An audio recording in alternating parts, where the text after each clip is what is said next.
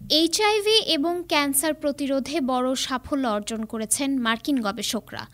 এই পদ্ধতিতে মানব শরীরের বি সেলগুলোতে রূপান্তর করে বিশেষ অ্যান্টিবডি তৈরি করা যেতে পারে, আর সেই বিশেষ অ্যান্টিবডিগুলো পরে এইচআইভি এবং ক্যান্সার কোষ ধ্বংস করতে সক্রিয় হবে।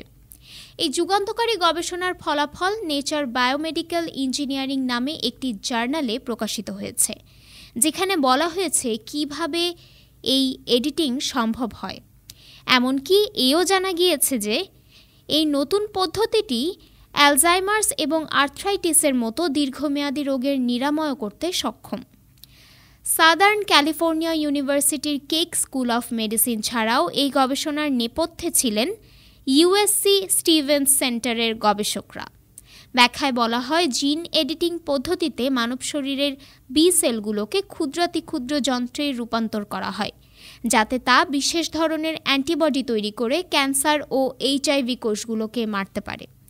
তার কথায়, এইচআইভি যেমন প্রতিনিয়ত মিউটেট করে, ফলে অ্যান্টিবডিগুলোর পক্ষে তাদের ধ্বংস করা কঠিন হয়ে পড়ে।